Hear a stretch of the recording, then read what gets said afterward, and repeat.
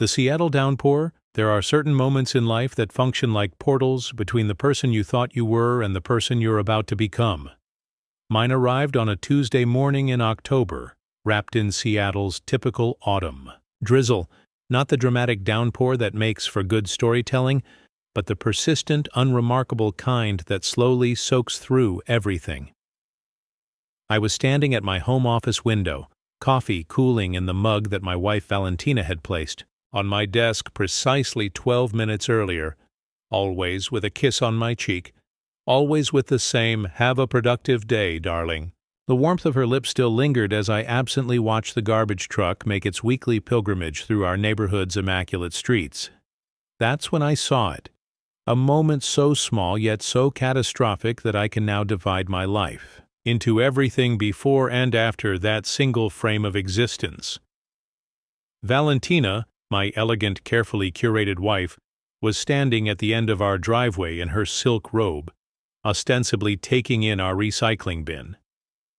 But instead of returning immediately to our temperature-controlled sanctuary, she paused, spoke to the garbage collector, laughed. Not the measured musical laugh she deployed at charity galas, but something raw and genuine that I hadn't heard in years, perhaps ever. Then she touched his arm. Just briefly, a gesture between strangers that shouldn't register as anything worth noting, except that I recognized it.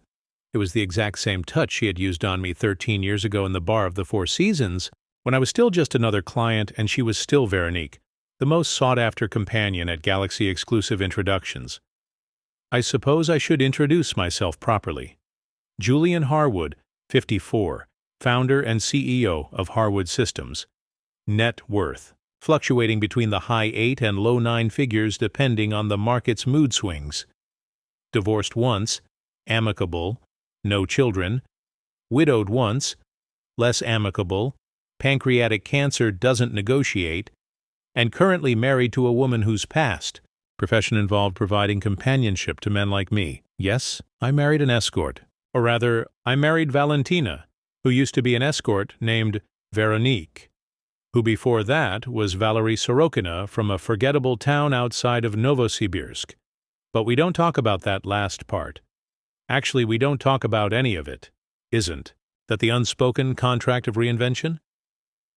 You accept the person they've become without interrogating the path that brought them to you. At least, that's what I told myself as I wrote the check that erased her debt to Galaxy and set her up in a condo in Queen Anne while she figured out what she wanted to do next.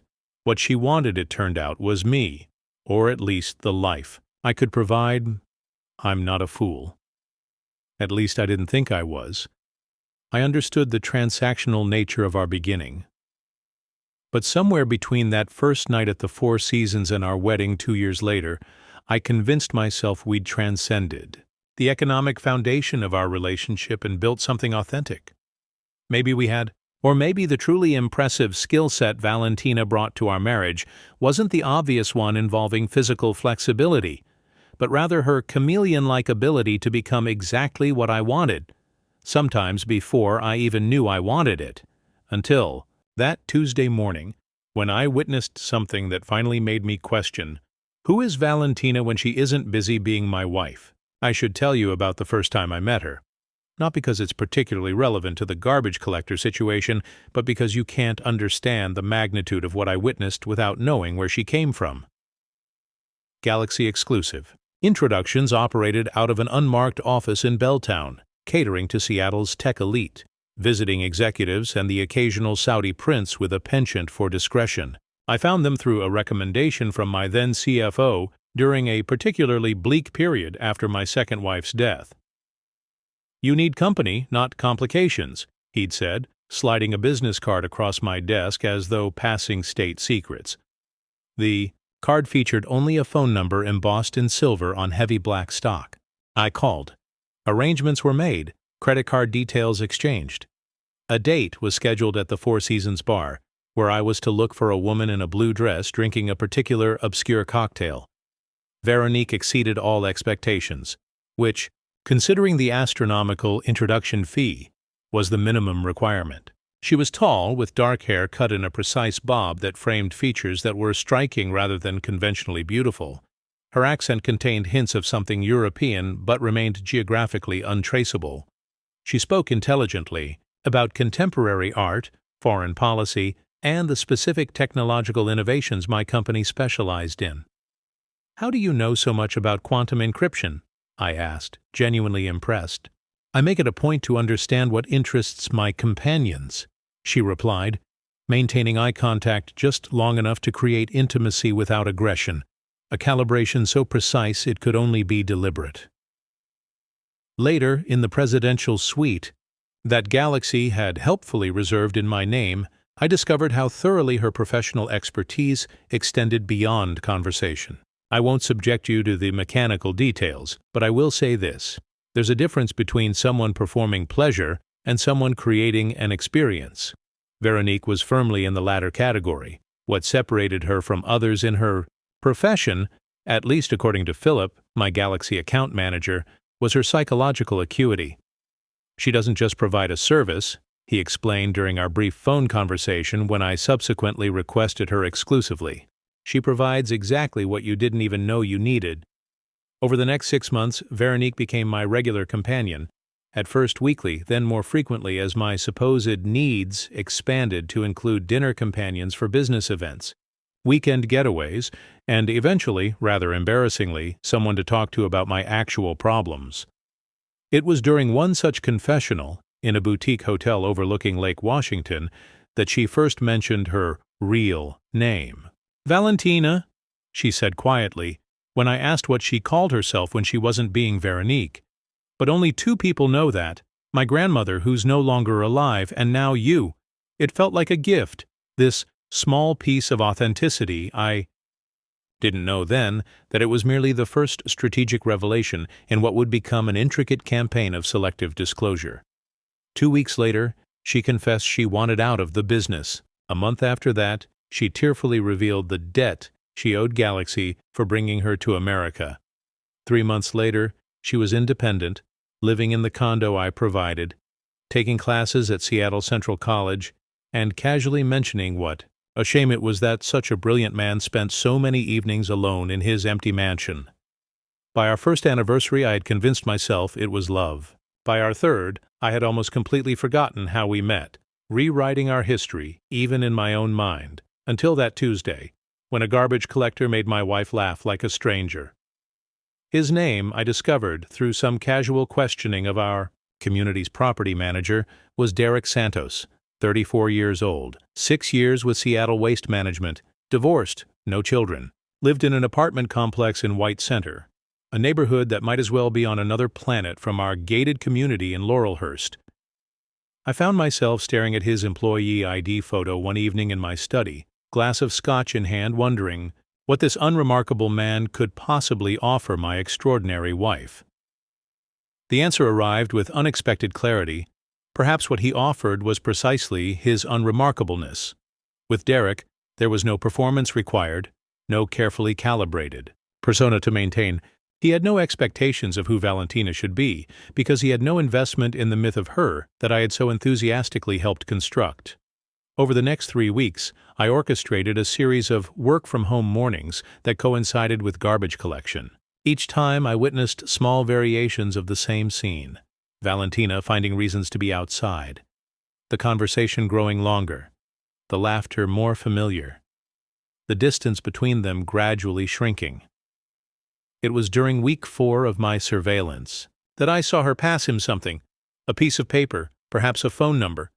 My wife, who maintained a careful public image as the philanthropic Mrs. Harwood, was conducting the opening movements of an affair with a garbage collector as though we were characters in a particularly heavy-handed allegory about class and desire. That night, I did what any reasonable, mature adult in my position would do. I hacked into her phone. Actually, hacked implies effort. Her password was my birth date, a detail that struck me as both touching and deeply ironic as I scrolled through messages between her and a contact listed simply as D. The text started innocuously enough. Comments about the weather, Seattle's favorite conversational filler, a joke about recycling sorting, Then gradually, a deeper conversation emerged about books, music, childhood dreams abandoned. They shared recommendations for obscure Russian literature that I'd never seen on our bookshelves. They debated the merits of jazz versus classical with an ease that Valentina and I had never managed in our carefully choreographed conversations about culture. Then came the shift. A message from him. "I can't stop thinking about you." Her reply. "It's complicated." His response. "Life usually is." What followed was a series of increasingly intimate exchanges, not sexually explicit, which would have been easier to categorize as mere physical infidelity, but emotionally naked in a way that felt far more intrusive. They discussed disappointments, regrets, the parts of themselves they kept hidden from the world. Valentina shared feelings about her childhood in Russia that she'd only alluded to with me in the vaguest terms. And then, yesterday's message, Storage Unit 47, Pine Lake Self. Storage. Code 3582. Tomorrow, 1 p.m. My wife wasn't just conducting an affair. She had rented a storage unit as a rendezvous point. The sheer banality of it was almost more offensive than the betrayal itself. Here's where I should probably tell you about Valentina's sexual history, at least the parts I know about. It feels tawdry and reductive, but then again, this whole situation has a certain tawdriness that can't be ignored. Before me, Valentina serviced approximately 300 men by her own estimation, shared during one late-night confession that I now recognize, was carefully calculated to appear vulnerable while establishing her expertise. Her clients ranged from Fortune 500 CEOs to visiting dignitaries with specific requirements that mainstream companions couldn't accommodate. "I specialized in the girlfriend experience," she explained, using the industry term for escorts who provide the illusion of emotional as well as physical intimacy. Men who wanted to believe, even just for a night, that they were with someone who genuinely desired them. Her particular talent, according to the galaxy of glowing reviews I discovered on a password-protected forum for elite clients, yes, I went down that rabbit hole, was making each man feel like the most fascinating, virile specimen she'd ever encountered. One reviewer noted that Veronique doesn't just perform desire, she studies you like a rare manuscript, finding value in details others would overlook. There were graphic descriptions of her physical capabilities that I won't dignify with repetition, though I recognized certain signatures from our own encounters. What struck me most were the comments about how she seemed to intuitively understand each client's unspoken fantasies, the businessman who secretly wanted to be dominated, the powerful politician who craved being treated like an ordinary man, the tech genius who just wanted someone to explain his own products back to him while wearing La Perla lingerie. I scrolled through these digital testimonials with a strange detachment, recognizing elements of my own experience with her but somehow divorcing it from the woman who now shared my name and home. After all, Valentina wasn't Veronique anymore. She had evolved, or so I believed. Our own intimate life had settled into a comfortable routine that I had interpreted as mutual satisfaction. Twice weekly, usually initiated by her with the same subtle cues, a particular way she'd touch my shoulder as we prepared for bed, a specific choice of nightwear. Always enthusiastic, always attentive, always culminating in what appeared to be mutual fulfillment. Had it all been a performance? The question haunted me as I considered the storage unit meeting scheduled for the following day. What did Derek Santos awaken in her that I had failed to reach? What version of herself did she reveal to him in that rented space between our worlds? I followed her, of course. What self-respecting cuckold wouldn't? The Pine Lake self-storage facility was exactly as depressing as you'd expect. Rows of identical metal units baking in the rare October sunshine that had broken through Seattle's persistent cloud cover. I parked my Tesla, conspicuously out of place among the aging sedans and work trucks, at a strategic distance, wearing sunglasses and a Seahawks cap, like a character from a low-budget spy film. Valentina arrived precisely at 12:57, driving the modest Audi she insisted on keeping despite my offers of more luxurious options. She was dressed casually, jeans, boots, and oversized sweater, but with the effortless elegance that made even this simple outfit look like it belonged in a magazine spread. Her hair was pulled back in a loose ponytail, her face free of makeup. She looked younger, somehow. More like the woman I imagined she might have been before life taught her to construct elaborate facades. Derek arrived 4 minutes later in a Ford pickup with rust claiming its wheel wells. He wore his regular clothes rather than his waste management uniform, a detail that registered as both obvious and oddly significant. This wasn't a quick encounter squeezed into a workday. This was intentional, planned, prioritized. They entered the storage unit separately, maintaining a careful distance that would appear coincidental to casual observers. Professional, even in infidelity. I waited 15 excruciating minutes before approaching. The facility had minimal security. Just a keypad at the main entrance that a teenager with basic hacking skills could bypass. Or, in my case, a middle-aged man with enough money to bribe the board attendant with a $100 bill and a mumbled story about surprising my wife with retrieved Christmas decorations. Unit 47 was located at the far end of a row, partially obscured from the main driveway. Prime real estate for clandestine activities. I approached silently, heart hammering with the absurd drama of the situation. The unit's door was closed but not fully latched. Through the narrow gap, I could hear their voices. "Never told him any of this?" Derek was saying. "How could I?" Valentina's voice had none of its usual measured cadence. It sounded younger, rawer, with her Russian accent more pronounced than I'd heard in years. "He wants the finished product, not the mess that came before. That's not a relationship, Val. That's a transaction. You think I don't know that? I built my life around transactions. It's the only language I fully understand." Their voices moved closer to the door. I retreated around the corner, pressing myself against the corrugated metal wall of the adjacent unit. "What would you do if you could start over?" Derek asked.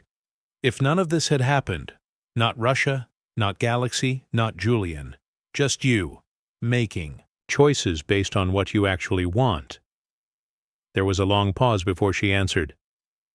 "I'd find out who Valentina actually is," she said finally. "Without all the adaptations and calculations, I've spent so long becoming what other people need that I'm not sure there's an original version left underneath it all. I see her," he said quietly, "when you forget to perform, when you're just existing. She's in there." Another pause, followed by sounds that required no translation. I'd expected to feel rage if my suspicions were confirmed.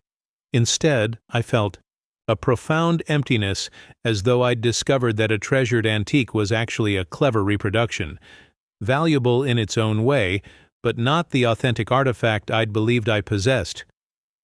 I returned to my car, shedding the ridiculous disguise, and sitting with the air conditioning blasting against skin that felt suddenly too tight. In the distance, I could see the storage unit door, still slightly ajar. Inside, my wife was presumably engaged in activities that would traditionally qualify as betrayal. Yet somehow, the physical infidelity seemed almost secondary to the larger deception that had structured our entire relationship. Had I ever known the real Valentina? Had she? Let me tell you about the night I asked her to marry me, because it matters to what happened next. We were in Paris, a cliché I know, but there's a reason certain backgrounds become clichés. I'd taken her there ostensibly for her birthday, but with a 2-carat emerald-cut diamond burning a hole in my pocket and a reservation at Jules Verne, the restaurant in the Eiffel Tower. Everything was arranged with military precision. The private elevator, the corner table with panoramic views, the champagne already chilled, the small army of waitstaff primed to appear at just the right moment when I dropped to one knee. Valentina wore a black dress that probably cost more than Derek Santos's monthly salary, her hair swept up to expose the elegant line of her neck. She had been quiet during the elevator ride, gripping my hand with unusual intensity. "Is everything all right?" I asked as we were seated. "Perfect," she said, but her smile didn't reach her eyes. "It's just overwhelming sometimes. How far I've come." I took this as my cue. The speech I had prepared emphasized exactly that arc. Her transformation, her resilience, the remarkable woman she had become. Valentina, I began, reaching for her hand across the crisp white tablecloth. When I think about the journey that brought you into my life— Wait, she interrupted, something like panic flashing across her face. Before you say anything else, there's something I need to tell you. My heart stuttered. This wasn't in the script. I haven't been entirely honest with you, she continued, her voice dropping to ensure our privacy. About my past. About certain things. For one vertiginous moment, I thought she was about to confess that everything had been a calculated performance, that her feelings for me were as manufactured as the backstory Galaxy had created for Veronique. Instead, she told me about her childhood in Russia, about the alcoholic father who disappeared when she was 9, about the mother who brought home a succession of equally alcoholic boyfriends, about the particular boyfriend who noticed when she began developing at 12, about the neighbor who offered her a modeling job in Moscow that turned out to be something very different. She told me about the first man who paid for her company, and the second, and the gradual progression that led her from Moscow to Prague, to Paris, to New York, and finally to Seattle and Galaxy's stable of elite companions. I wanted you to know exactly who you're asking to marry you, she finished, eyes bright with unshed tears. No more secrets between us. I was moved by her vulnerability, her courage in sharing this painful history. I told her so as I slid from my chair to one knee, ring box open to reveal the diamond that symbolized both her worthiness and my prosperity. It wasn't until years later, as I pieced together inconsistencies in her various revelations, that I realized what she'd actually done that night in Paris. She hadn't exposed her authentic self. She had simply replaced one carefully constructed narrative with another, one designed to elicit exactly the response I provided: sympathy, admiration for her resilience, a hero-complex satisfaction at being the man who rescued her from that past and validated her transformation.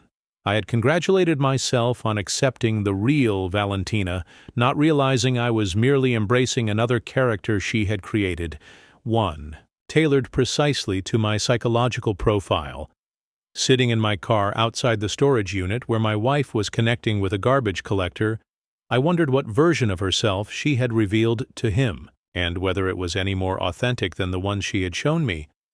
I didn't confront her that night when she returned home, slightly flushed and smelling of unfamiliar soap, presumably from showering at whatever facility the storage unit provided. Instead, I watched her slip back into the role of Mrs. Harwood with the ease of someone changing into comfortable clothes.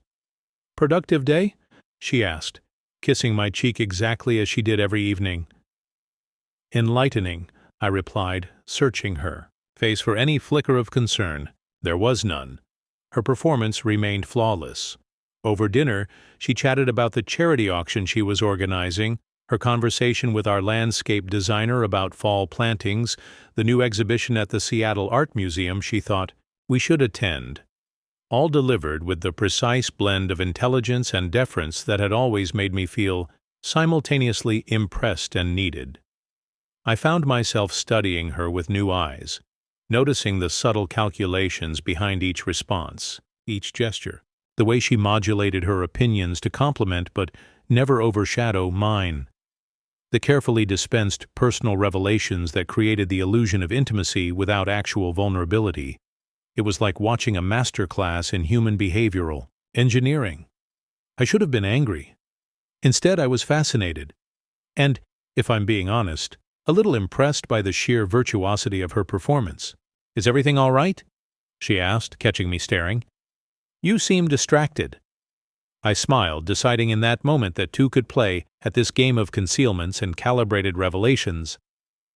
"Just thinking about how lucky I am to have you," I said, reaching for her hand across the table, just as I had in Paris years before. Something flickered in her eyes. Doubt, perhaps, or a simple calculation as she processed this deviation from my usual demeanor. Then she squeezed my hand and returned the smile with practiced warmth.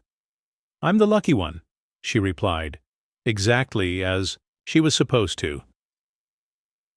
The following Tuesday, I positioned myself at my office window at the precise time when the garbage truck would rumble through our neighborhood. But instead of watching from a distance, I decided to interrupt the performance. As Valentina approached the end of our driveway to intercept Derek, I opened our front door and called out to her with excessive cheerfulness, "Sweetheart, could you come look at something in my office before you get busy with your day?" She turned, momentarily startled, then composed her features into a smile. "Of course, darling. Just let me bring in this bin." I watched her exchange a quick glance with Derek, who kept his eyes carefully averted from our house as he efficiently emptied our neighbor's recycling into his truck. Inside, I led her to my office under the pretense of showing her some architectural plans for the vacation home we were building on the San Juan Islands. "What do you think about expanding the master suite?" I asked, watching her face carefully. She studied the plans with appropriate interest, offering thoughtful feedback on the layout and potential furnishings. Not once did she glance toward the window where, just outside, Derek was completing his route through our neighborhood. "It looks wonderful," she concluded. "You have such a good eye for these things." "I was hoping we could go out there this weekend," I said. "Just the two of us. It's been a while since we've had time alone together." Something complex passed behind her eyes. Calculation, perhaps, or genuine regret. "This weekend? I thought I mentioned the Foundation Board retreat in Portland, Thursday through Sunday." She hadn't mentioned it. Or perhaps she had, and I'd been too absorbed in my own concerns to register it. Either way, it was clearly an existing commitment that couldn't easily be changed without raising suspicion. "Ah, that's right," I said smoothly. "I forgot. Another time, then." Later, after confirming that there was indeed a Portland event scheduled for her charitable foundation, I checked her phone again while she was in the shower. New messages with D had appeared. "Saturday? Same place? Can't this weekend. Out of town. Next Tuesday then. Regular time."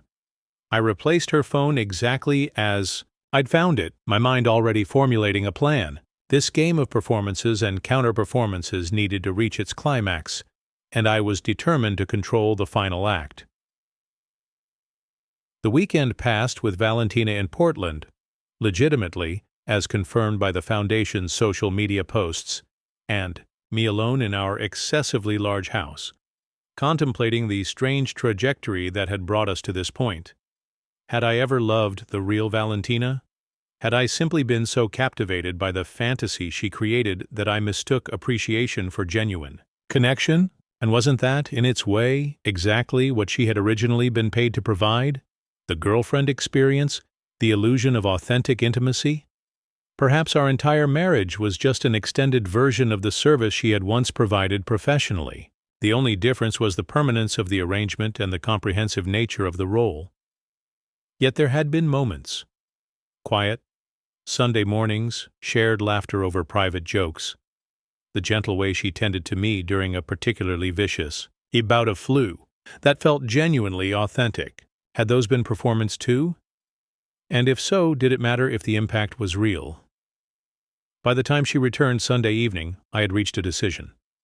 The performance would continue, but with a significant script revision. Tuesday arrived with Seattle's typical October gloom, the sky a uniform gray that promised rain but withheld it just to maintain suspense. I informed Valentina over breakfast that I had an early meeting downtown and would be gone most of the day. "Don't wait dinner for me," I added, kissing her cheek with the exact pressure and duration that had become our routine. "I might be quite late." Her smile revealed nothing as she wished me a productive day. If she was relieved at the convenient timing of my absence, she gave no indication. I drove away as usual, circled the block, then parked on a side street, and walked back to our property via the wooded area that bordered our backyard.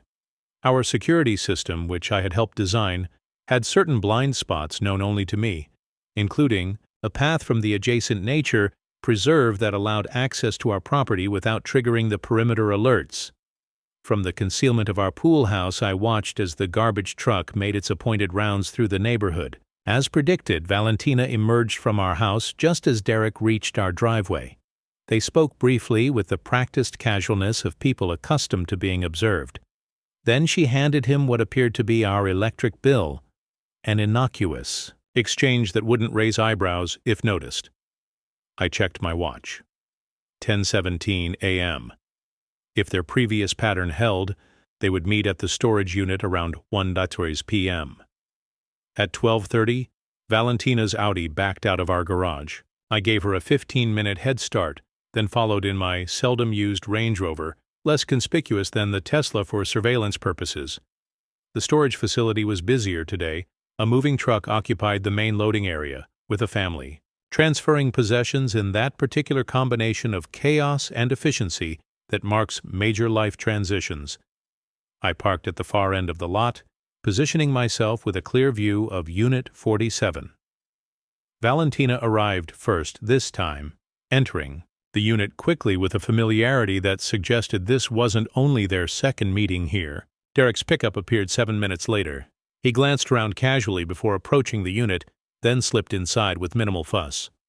I waited exactly 10 minutes, timing my approach to coincide with the moving family's lunch break, which had temporarily halted their activity. The facility was momentarily still as I made my way to Unit 47, heart pounding with the absurd drama of what I was about to do. This time, I didn't hesitate at the partially open door. I pushed it wide, stepping directly into the space my wife had created for her infidelity. What I discovered inside was both exactly and nothing like what I had imagined. The unit was surprisingly well appointed, not the sordid mattress on the floor, scenario my darker thoughts had conjured, but a thoughtfully organized space with an area rug, a comfortable-looking futon, a small table with 2 chairs, and a mini refrigerator. Books lined makeshift shelves along one wall. A French press sat on the table between 2 mismatched mugs. And in the center of this bizarre domestic tableau stood Valentina and Derek, fully clothed and frozen in what appeared to be mid-conversation rather than mid-assignation. Julian. My name in Valentina's mouth sounded foreign, stripped of its usual affectionate modifiers and careful inflection. Derek straightened, instinctively placing himself slightly in front of Valentina in a protective gesture that would have been comical if it weren't so revealing. "Mrs. Harwood," I said, addressing my wife with deliberate formality, "and Mr. Santos, what a surprise to find you both here." Valentina recovered first, her professional training asserting itself as she shifted into crisis management mode. "Julian, this isn't what it looks like." I laughed, a sound so genuine it surprised even me. "Actually, I think it might be exactly what it looks like. Just not what I expected it to look like." I moved further into the unit, taking in the details of this secret space. On the small table lay an open notebook filled with what appeared to be poetry, written in Cyrillic. Beside it, a dog-eared copy of Bulgakov's The Master and Margarita, a book I'd never seen in our home. "This is where you come to be yourself," I said, the realization dawning as I spoke the words. Not to have some sordid affair, but to... what? Practice existing without performance. Derek shifted uncomfortably but remained silent, clearly recognizing that this conversation wasn't really about him at all. Valentina's carefully constructed facade cracked, just slightly, just enough for me to glimpse something authentic beneath the polished surface.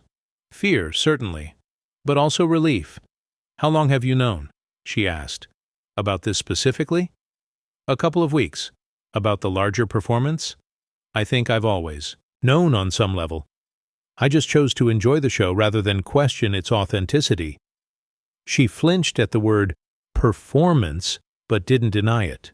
"You should go," she said to Derek, who hesitated, looking between us with evident concern. "It's fine," I assured him, surprised to find I meant it. "This conversation is long overdue, but it doesn't require an audience." After Derek, reluctantly, departed, Valentina and I stood in silence, surrounded by the artifacts of her hidden life. "Are you going to divorce me?" she asked finally, her voice smaller than I'd ever heard it. I considered the question seriously. "I don't know yet. That depends." "On what?" "On whether there's anything real between us worth salvaging. On whether you're interested in finding out who we might be to each other without the scripted roles." I gestured to the space around us. "On whether you'd be willing to bring some of this authenticity home instead of hiding it in a storage unit with the garbage collector." She looked startled, then thoughtful. "You're not angry about Derek?" "Oh, I was, briefly. Then I realized he's not really the point. He's just the accidental catalyst for a conversation we should have had years ago. I picked up the book of Russian poetry, turning it over in my hands. Have you been sleeping with him? No. She sat heavily on the futon. Not physically, but emotionally, yes, I've been unfaithful. I've shared parts of myself with him that I've never shown you. Why? She looked up, her eyes clearer and more direct than I could remember seeing them. Because he saw me. Not the polished, perfect Mrs. Harwood.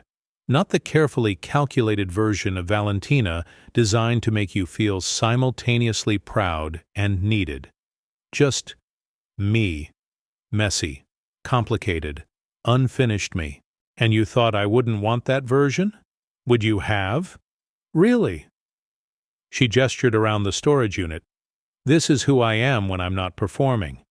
I read depressing Russian poetry and drink too much coffee and talk about philosophical questions that have no practical application. I have opinions that aren't carefully calibrated to complement yours. I sometimes want to scream at charity luncheons where women discuss poverty over $100 salads. I sat beside her on the futon, maintaining enough distance for her to feel safe but close enough to signal intimacy. I married you because the performance was exceptional. I stayed because I kept catching glimpses of something authentic underneath. I'd like the chance to know that person, the real Valentina. She studied me with the careful assessment I recognized from our first meeting when she was evaluating what I might want from Veronique. What if you don't like her? She asked finally. I shrugged. That's a risk I'm willing to take. The question is whether you are. Outside, rain had finally begun to fall. The real Seattle downpour that had been threatening all day, not the non-committal drizzle. It drummed against the metal roof of the storage unit, creating a strange sense of intimacy in this most unlikely of settings. I don't know how to stop performing, she admitted. It's how I've survived. We could start small, I suggested. Maybe you could bring your depressing Russian poetry home, read it in our living room instead of hiding it here. A ghost of a smile touched her lips. I could do that. And Derek? I asked, surprising myself with how little jealousy colored the question. She sighed. Derek was kindness without agenda, a friendship that became important because it was the only place I didn't have to calculate my value, but it was never meant to replace what we have. And what exactly do we have, Valentina, beyond the beautiful illusion we've constructed together? She was quiet for a long moment, considering the question with what seemed like genuine reflection rather than calculation. Potential, she said finally. And history, and perhaps, if we're both willing to risk it, something authentic. Outside, the rain continued its steady percussion against metal, washing Seattle clean in the way that only October storms can do.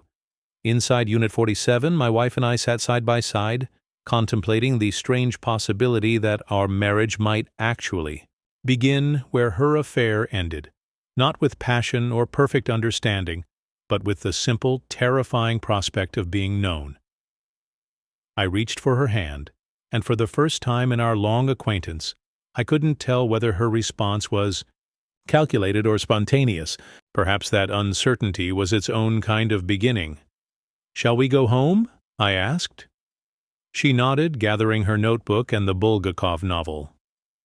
Yes, I think I'd like that. As we stepped outside, the Seattle downpour enveloped us completely, the kind that makes for good storytelling after all.